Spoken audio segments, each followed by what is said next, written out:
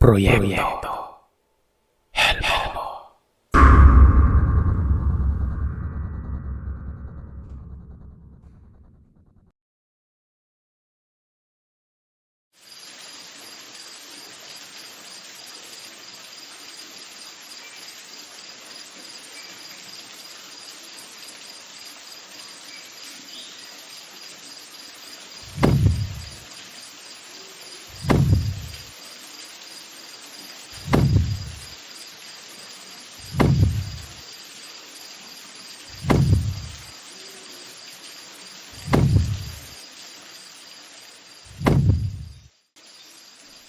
Dekada 80. Naninirahan sa probinsya si Tio Andres kasamang kanyang mga magulang. Ikalima siya sa kanilang 6 na magkakapatid. At siya na lamang ang natitirang binata. Naunahan pa siyang makapag-asawa ng kanyang bunsong kapatid na si Tio Lamberto.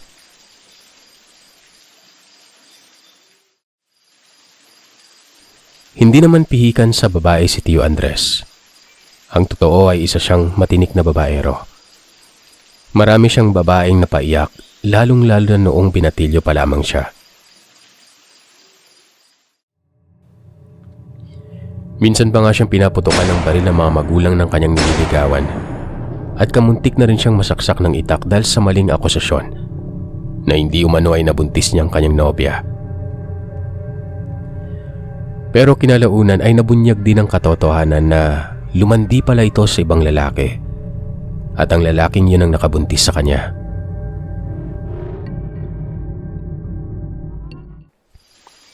Medyo nagbago lang ang pananaw sa buhay ni Tio Andres at natigil ang kanyang pambababae.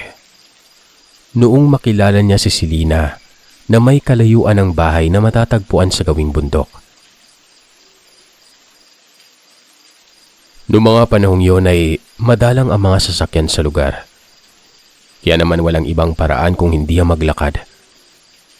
Pero dahil sa may mga alagang kabayo at baka ang kanyang mga magulang, ay gumagamit siya ng kabayong masasakyan sa tuwing bumibisita sa bahay ng kanyang nililigawan.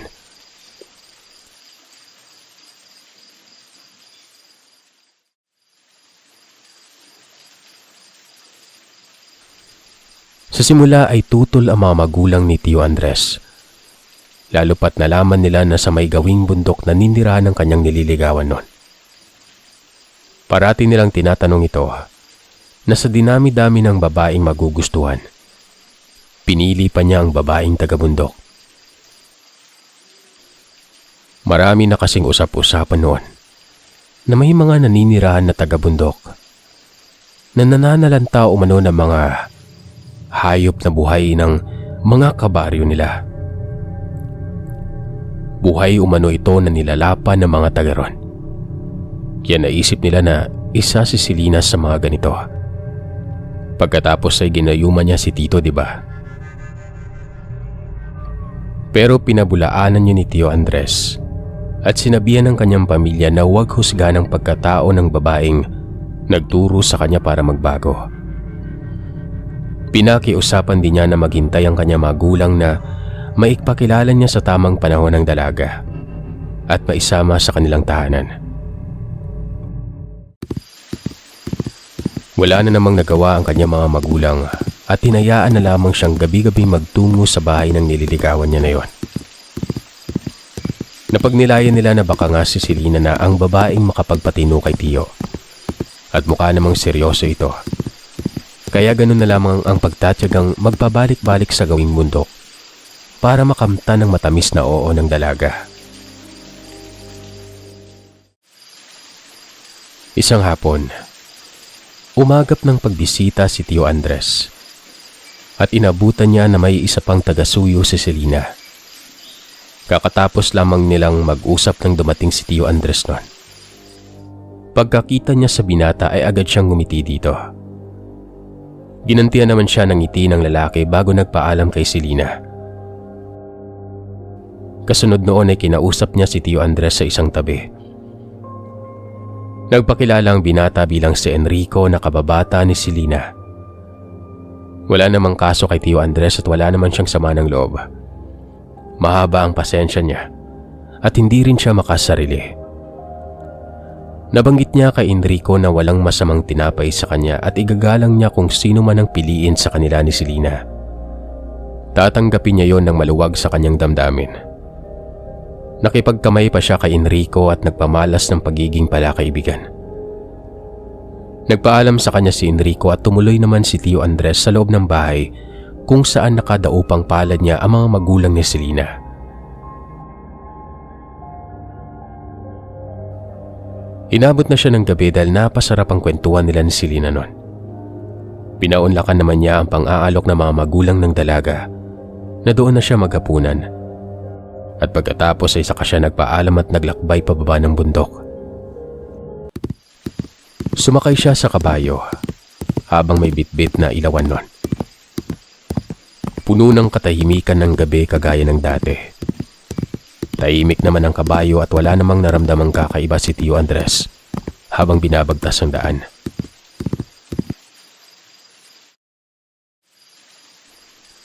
Inabot siya ng halos 1 oras bago siya nakabalik sa kanilang bahay. Nag-aalala ang kanyang ina na sinalubong siya sa labas ng bahay noon.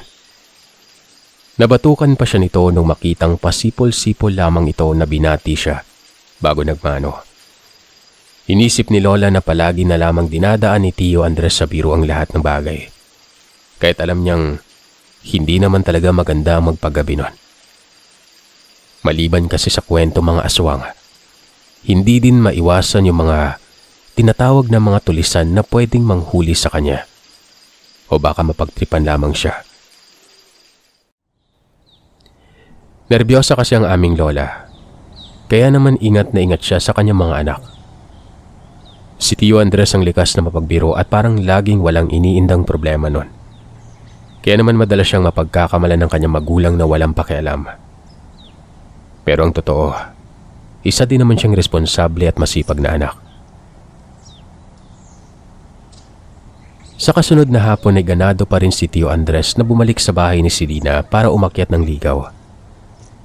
Nababahala na ang kanyang mga magulang kaya naman ipinagbaon na siya ng baril ng kanyang ama kung sakaling gabihin na ulit siya sa pag-uwi noon. Napapatawa naman si Tio Andres dahil masyado nang nagiging madrama ang kanyang mga magulang. Kaya naman nakatikim siya ng mura at bulyaw sa kanyang ama. Nagulat siya dahil yun ang unang pagkakataon na mapagalitan siya nito kaya napilitan na siyang dalhin ng baril na yon. Sumakay na siya sa kabayo at nagmamadaling makarating sa bahay ng nililigawan.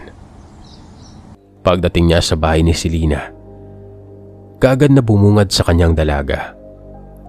Eksaktong wala ang iba pa nitong manliligaw kaya lumawak ang ngiti sa mga labi ni Tio Andres. Matagal silang nag-usap at nasorpresa pa si Tio Andres nang kausapin siya ng masinsina ni Selena at ipahayag nito ang kanyang tunay na nararamdaman. Kinabahan ng tiyuhin ko na baka hindi siya ang piliin ni Selena at tuluyan na itong lumayo sa kanya pero taliwas pala sa iniisip niya ang sinabi nito. Walang paglagyan ng kasiyahan ni Tio Andres nang mismong marinig niya ang malamyos na tinig ni Selena at nakamit na niya ang pag-ibig nito.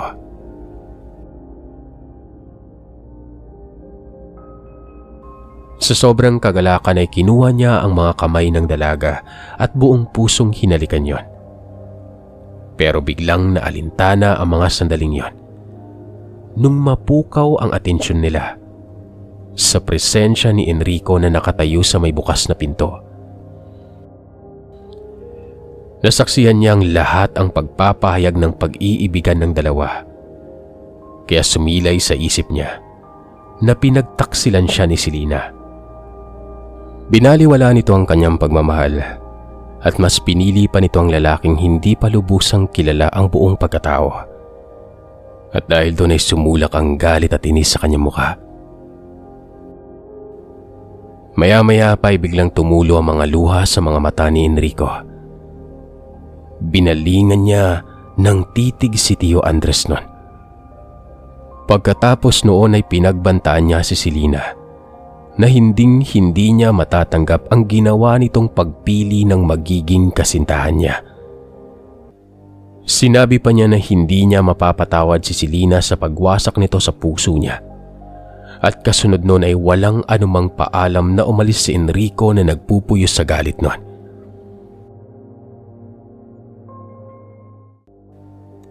Nagimbal si Selena gayon din ang kanyang mga magulang. Saglit na nagtungo sa may balkonahe si Selena, pero hindi na niya nasundan pa si Enrico. Gusto sana niyang humingi ng kapatawaran pero sa tingin niya ay hindi siya kaagad mapapatawad ni Enrico nun. Dahil alam niyang abot langit ang pagmamahal nito sa kanya. At hindi niya madidikta ng kanyang puso, lalo pat iba ang tinitibok nito. Hinalo naman siya ni Tio Andres at nanatili hanggang gabi para samahan si Selena at ang kanyang pamilya.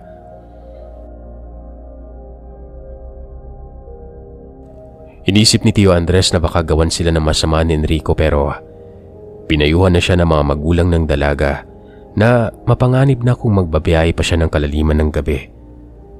Kaya doon na mismo siya inalok na matulog ng mga ito pero sumagi din sa isip ni Enrico na nag-aalala din ng kanyang ina. Alam niya magagalit ito at hindi mapapakali hanggat hindi siya nakakauwi sa kanilang bahay.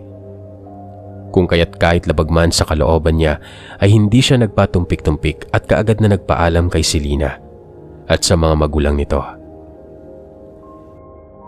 Sigurado naman ng mga magulang ni Selena na walang mangyayari sa kanila dahil alam nilang hindi sila kayang gawa ng masama ni Enrico dahil malaking respeto nito sa kanilang pamilya. Hindi na nagpapigil pa si Tio Andres at nangako siya kay Selena na muling magbabalik sa kasunod na araw bago niya ito hinalikan sa mga kamay. Nang makalabas na siya sa bakuran ng bahay ni Selena, sumakay na siya sa kanyang kabayo. Katulad pa rin ng nakagawian ay dala niya ang flashlight na tanging tanglaw niya sa kadiliman. Sumapit siya sa kakahuyan at tila bumabagal ang paglalakad ng kabayo nun. Pasipol-sipol si Tio Andres habang pinagmamasdan ng daan na naiilawan ng flashlight. Makalipas ang ilang sandali ay saglit siyang napayukod dahil may kung anong bulto ang mabilis dumaan sa kanyang ulo.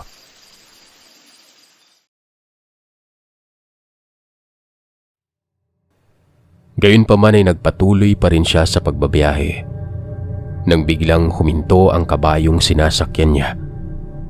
Nagwala ito at mabilis na umatras. Sinigawan at inutusan ni Tio Andres na sumulong ang kabayo pero hindi ito gumagalaw na para bang takot na takot nun. Nagawa na niya itong hagupitin pero patuloy lamang ito sa pag-atras. Kasabay nun, nakarinig siya ng pag-alulong ng mga aso sa hindi kalayuan. Biglang sumagi sa isip niya ang mga sinabi ng kanyang ama nung bata pa lang siya. Ayon dito, ang aso na umaalulong sa kalaliman ng gabi ay posibleng nakakakita ng masasamang elemento. Kagaya din ng nararamdaman ng kabayo niya. Maaaring nakakakita at nakakaramdam ito ng presensya ng masamang nilalang sa kanilang kinaroroonan. Itinapat niya ang liwanag ng kanyang ilawan sa daan pero wala naman siyang makitang anumang figura doon. Hindi nagtagal. Nakaramdam siya ng kakaibang malamig na hangin sa bandang likuran niya. Kaya naisip niya na baka ang bultong dumaan sa ulo niya ay pumwesto sa kanyang likuran. Hindi pa rin siya nagpasindak sa anumang malamig na hangin na bumalot sa kanyang balat. Nagpatuloy pa rin siya sa pagsipol hanggang sa makarinig siya ng mahinang pagsipol na parang may gumagaya sa ginagawa niya nun. Tumahimik siya at doon ay may narinig na naman siyang kakaibang tinig na para bang may humahangos at sumisinghot sa hangin. Hindi niya maipaliwanag ang kanyang narinig pero bago pa siya mawalan ng ulirat, ay kinuha niya sa kanyang bulsa ang isang maliit na lighter.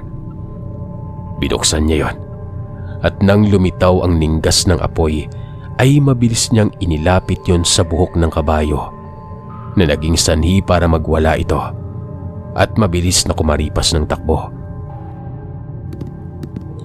Mas pinatulin pa niya ang pagtakbo ng kabayo nun hanggang sa makalayo na sila sa bandang Kakawyan.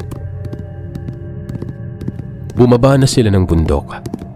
Napadaan sila sa burol kung saan nalalapit na sila sa mga kabayan na naglalagablab ang mga ilaw.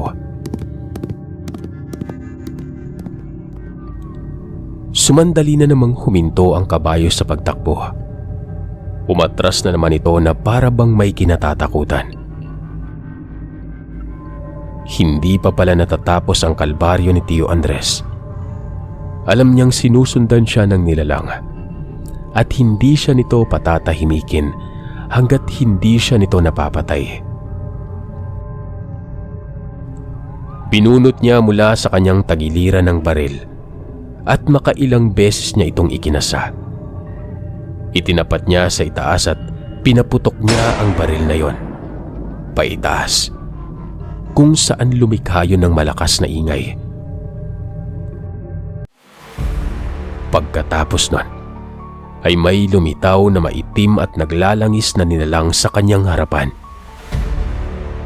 Noong maaninag niyang mabuti ang anyo ng figura, nagulat siya nang makita ang nanlilisik na pamilyar na mga mata nito. Hindi siya pwedeng magkamali. Parang kilala o namumukhaan niya ang nilalang na yon. Nagpupumiglas o nagwawala ang nilalang na ito. Patakbo itong palapit sa kanya. At bago pa siya atakihin ito, ay itinutok niya ang baril at paulit-ulit na pinaputukan ng nilalang. Pero mabilis naman itong kumilos at nakaiwas sa bala ng baril na yon.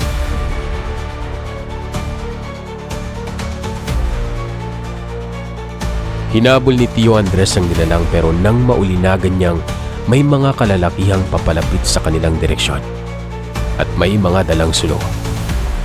Nasilayan ni Tio Andres ang kabuuan ng pangangatawan ng nilalang na yon. Isa yung aswang. Inasinta niya ang nilalang.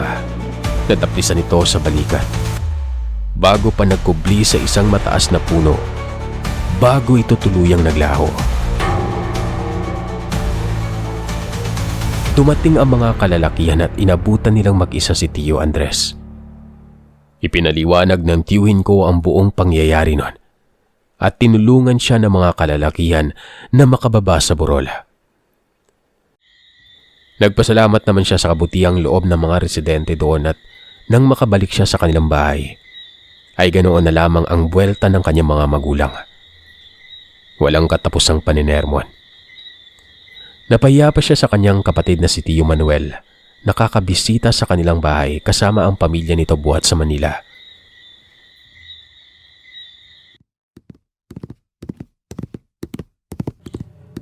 Nabahala si Lolo sa kaligtasan ni Tio Andres.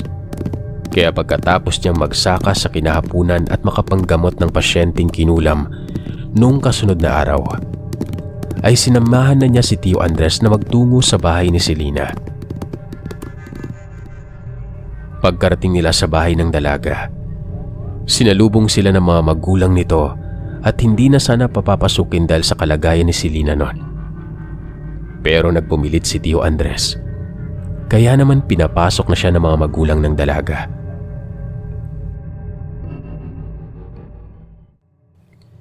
Ganoon na lang ang ikinagulat nilang mag-ama nang makita na namumutla si Selena habang sumusukan ng mga kung ano-anong hindi maintindihan na gumagalaw sa palanggana. Nagkaganoon na pala ang dalaga noong nakaraang gabi pagkatapos na umalis ni Tio Andres. Dinala na si Selena ng kanyang mga magulang sa albularyo at maging sa mga kilalang manggagamot. At ang tanging na isagot lamang nila, binarang ang dalaga. Binarang ng isang aswang. At hindi nila kayang magamot dahil malakas ang pagkakabarang nito. Dahil malaki ang galit sa kanya ng taong nasaktan niya. Sa punto na yon, wala nang ibang nakaaway si Selena at wala nang hinala ang mga magulang nito, kundi si Enrico ang may kagagawan nun. Siyempre, dun lang naman may atraso si Selena eh. At isa pala sa mga rason kung bakit hindi sinagot ni Selena ito, ayaw niyang malahian ng pagiging aswang. Hindi iba sa pamilya nila Selena ang ganitong bagay na may lahing aswang at mambabarang ang angkan ni Enrico. At ayaw nga ni Selena na mahalin ng isang miyembro ng pamilya na kampo ng kadiliman. At isa pa, dati pa lang talaga, tanging pagkakaibigan lamang ang kaya niyang isukli sa binata. Dahil talagang si Tio Andres ang tinitibok ng kanyang puso at wala nang iba. Mabuti na lamang at may kaalaman sa pagkontra sa pambabarang si Lolo. Inutusan niya ang mga magulang ng dalaga na kumuha ng mga sangkap na gagamitin niya sa ritual. Agad namang rumisponde ang mga magulang ni Selena at ibinigay lahat ng kanyang mga kailangan. Sinimulan ni Lolo ang ritual sa pamamagitan ng orasyon at pagpapahid ng kakaibang langis sa katawan ng dalaga. Meron pa siyang kung anong pinainom dito na naging dahilan para patuloy itong magsuka. Dire-diretso ang pagsuka niya ng mga kung anong gumagalaw at talagang nakakadiri dahil tila may sariling buhay ang mga gumagalaw na yon, na gumagapang sa malaking palanggana kasama ang malalapot na laway ni Selena. Nakaagapay si Tio Andres kay Selena habang walang patid ang pagsuka at pagluha niya. Medyo bumagsak na rin noon ang timbang ni Selena. Humupak ang kanyang pisngi at umitim ang talukap ng mga mata. Nanghihina at namamawis na si Selena sa kinasusuka pero hindi pa rin siya tumitigil nun. Pero makalipas lamang ang ilang sandali ay sumuka ng maitim at mabahong likido si Selena bago pa ito tuluyang mawala ng malay. Sinigurado naman ni Lolo na nasa ligtas na kalagayan na si Selena at natanggal na niya ang barang sa katawan nito. Nagawa niyang ibalik ang barang sa kung sino man ang may gawa nun.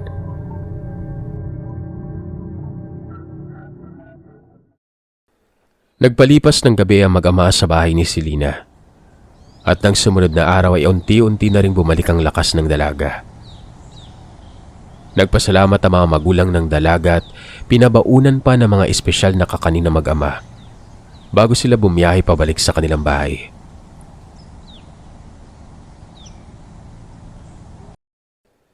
Sa mga sumunod na araw ay nabalitaan na lamang ng mga residente, partikular na ng pamilya ni Selena, na ng ibang bayan na ang angkan ni Enrico. Matapos umanong dapuan ng matinding karamdaman ng binata noon. Teorya pa ng ilang nakakita dito na mukhang binarang ang binata at halos butot balat na ito at nag-aagaw buhay noon. Naawa naman si Selena sa naging kalagayan ng kanyang kababata. Pero wala naman siyang nagawa dahil alam niyang ang barang na yon ang naging mitya rin ng kanyang buhay. Ipinanalangin niya sa Panginoon na sa kabila ng malaking kasalanang nagawa sa kanya ni Enrico, hangad pa rin niya ang kaligtasan nito. Napagtanto niya na walang magandang naidudulot ang pagiging makasarili at mapaghigante sa larangan ng pag-ibig. Kaya naman hindi pinagsisihan ni Selena ang kanyang desisyon na piliin si Tio Andres bilang kanyang kasintahan.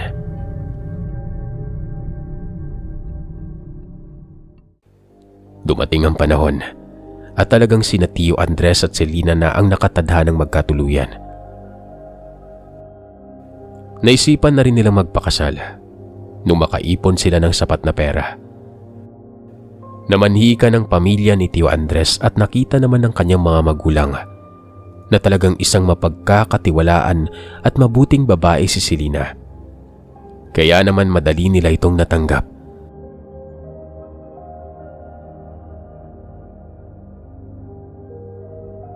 At hindi nagtagal ay nagpakasal nga silang dalawa at nabiyayaan ng 4 na anak.